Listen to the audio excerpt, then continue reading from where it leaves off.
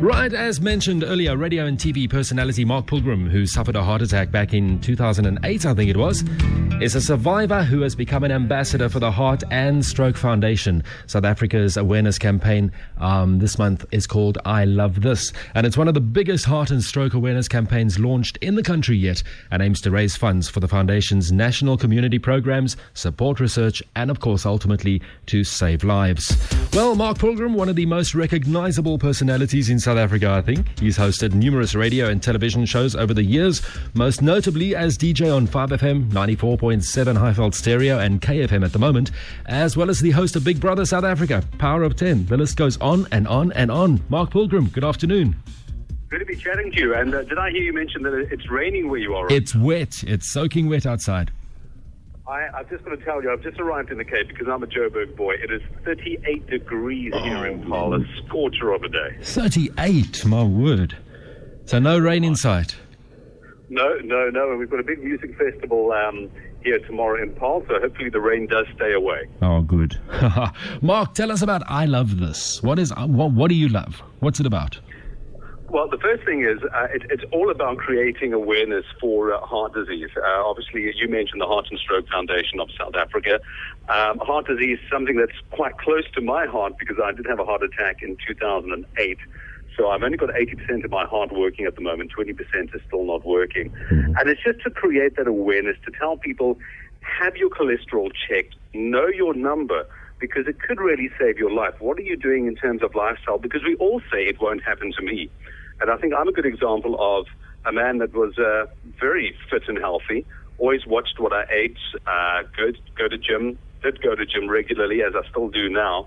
And it just hit me when I least expected it. And, if it can happen to me, it can happen to anyone. Mm-hmm. Mark, you were in the doctor's surgery at the time, or in his office at the time, not right? In fact, we had just started filming the Power of 10. It was a game show which we had just started doing for Mnet, and it was the very first episode we were filming. And I started getting what I later came to know as angina pains, which is it's almost like a closing of the chest. It's like an elephant is putting pressure on your chest. And I thought, this is a bit strange. Why have I got this pressure? Is it anxiety? Because game shows haven't always done well in South Africa. And here I was at the helm of the biggest game show we've ever had in the country. Mm-hmm. And I thought, well, maybe subtly I'm feeling the pressure. Overtly, I didn't feel nervous, but I thought, well, maybe it's anxiety deep down inside. And I left it. And we shot the first episode. And that weekend, I said to my wife, I'm still getting pains. And I actually almost collapsed on the floor because I suddenly became so dizzy. Also with this heavy pain in my chest. So I said to her, Monday morning, I'm just going to quickly pop past the doctor. I've got an hour in my schedule free. And I went to the doctor. I was chatting to her, and I had the heart attack in her office. Wow. In the right place at the right time. My word. And then, of course, you went on to do the rest of Power of 10, and that went very well.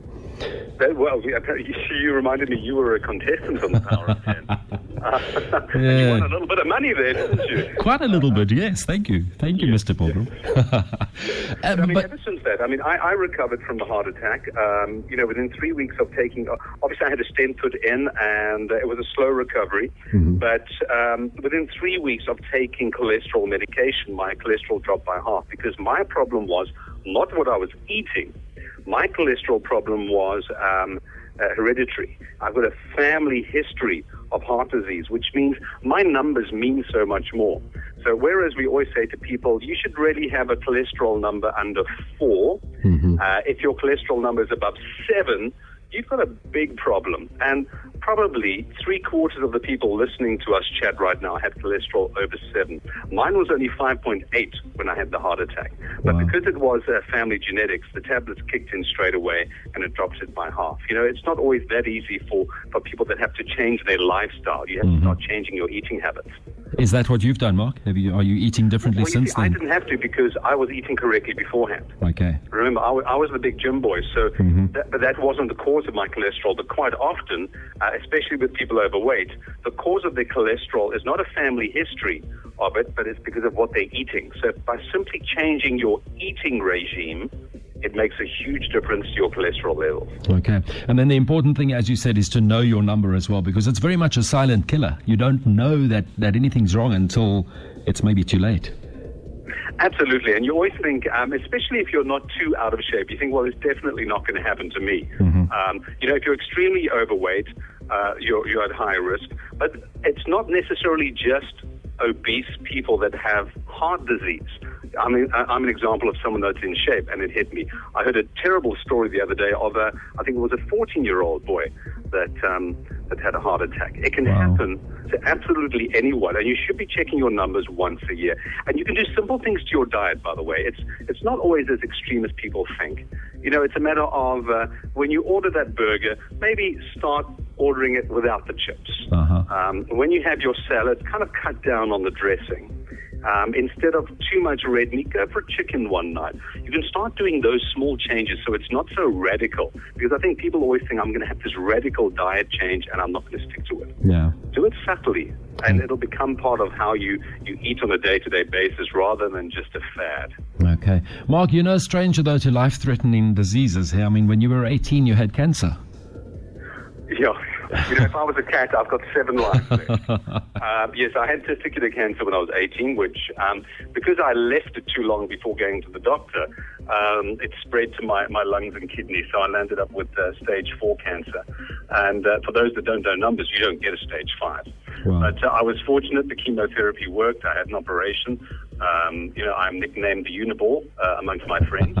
And I stand on the rooftops and tell people, one works as good as 2, because a lot of men with testicular cancer, they feel that they become less of a man if they have a testicle removed.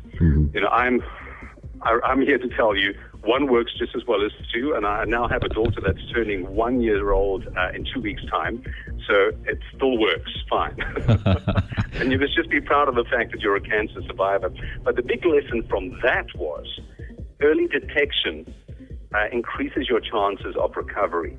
So I delayed it too long in going to the doctor. That's why it spread to my lungs and kidneys. Did you know something was wrong, Mark? Sorry. Well, eventually, a testicle starts enlarging. But I can't tell you whether it was over a period of weeks or 2 months, because I was like an ostrich with a head in the sand and I ignored it. I thought maybe someone tapped me there when I was playing sport. And I think it's a matter of whenever there's an anomaly of any kind, rather just have it checked out. Whether we're talking a lump on your testes or possibly that you feel like there's a bit of a lump in your breast, whatever the case is, just rather have it checked out, because lots of people go, well, maybe next week it won't be there. Next week it might still be there and it might be worse. So early detection is the key for overcoming cancer. Okay. Mark, coming back to I Love This, what is the I Love This campaign actually about, the sticker, and how's it work? Yes, getting back to the Heart and Stroke Foundation of South Africa, the month of March is Heart Month, and what we're doing is if you go to any Click store, you simply buy for R5, it's an I Love This sticker. It's got a heart in it. And we encourage people to put the sticker on anything or anyone that they really love. Okay. So I've put one on my wife. I stuck it on her arm. And I love my Vespa. I'm in love with my little, I won't even call it a scooter, because a Vespa isn't a scooter, it's a lifestyle. Oh, come on, it is a scooter. I put one of those on my Vespa as well. It's really just a great way to raise funds for the Heart and Stroke Foundation so that they can, with that money, help create the awareness surrounding heart disease and hopefully save a life. Okay. So that's R5 available at Clicks, eh? Absolutely. For the month of March, you've got under 2 weeks left. What are we now, the 18th? Yeah. Nearly finished. Yeah. Mark, just before we go, tell us a bit about your career. You have had an illustrious career. I was looking at a list earlier today. I mean, the list is endless. All the stuff you've done, television and radio. What do you prefer, TV or radio? It's a question I get asked so often, and they are so different, because radio is very intimate, as you know, doing the show that you do. It's very personal, very interactive. TV is not as intimate, but there's something about live TV. Because with live TV as a presenter, you are a cog in the wheel. The viewer only sees me, but in my ear, I can hear the rest of the team. And if any one of us falls short, the whole show collapses. Live. So it's a real team effort. There's a great camaraderie on the set of a live TV show. And I love it when things almost go wrong and you just bring it back on track.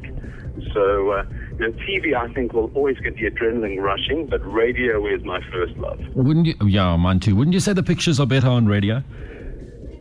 What's better on radio? The pictures are better on radio Pictures than on TV. Of the mind is just an amazing thing. There we go.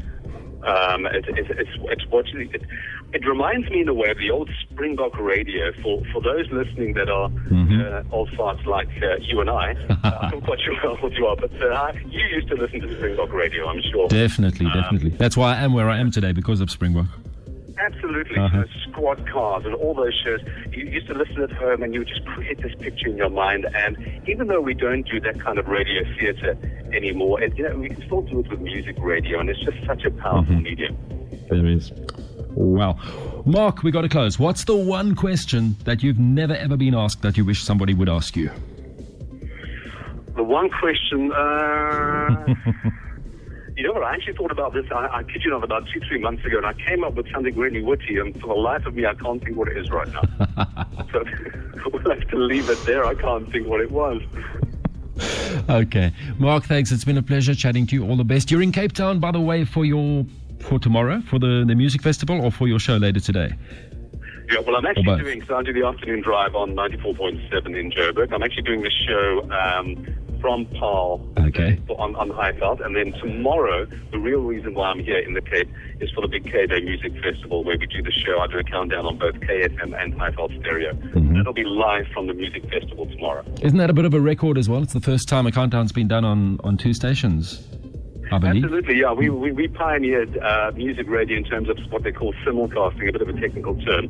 But absolutely, it's one radio show in South Africa on 2 different radio stations. You hear different jingles, you hear different commercials, but it's one chart show, one DJ, and it's now expanded. It's on talk radio, and there's other shows as well that have now gone into the foray of simulcast. But the Take 40 SA, which is what our host was, one of the pioneering shows to do that in South Africa. Okay. Mark, anything in the pipeline that is exciting for us to look forward to from you? Television? You haven't been on TV now since Power of 10, as far as I know. Well, not on public TV, no. I've been doing a corporate television show for Standard Bank. Okay. An internal corporate show. We do live from Mnet each week. So for the last 7 years, wow. Standard Bankers have been seeing me on TV every single week, broadcasting live from Mnet. But, with public access TV, you just never know what is around the corner. Ed Jordan is a name you might know. He was the host of Deal or No Deal. Yeah. Ed and I have been chatting and putting together a pilot for a new TV show, and possibly if we get all our ducks in a row, that could be going to air on a network in a good couple of months' time. But we just never know what's around the corner. That'll be another game show. I can't say. Okay. But I will tell you this, no, it's not a game show. Okay. Alrighty. Right, Mark, thank you so much. All the best. Enjoy Cape Town. Enjoy the show this afternoon. Enjoy Paarl. You're on one of the wine farms, I believe. Oh, it's absolutely beautiful here. I will enjoy the sun, and you try and stay dry. We'll do that. Mark, thank you so much for chatting. We'll chat again sometime. Bye-bye. Bye.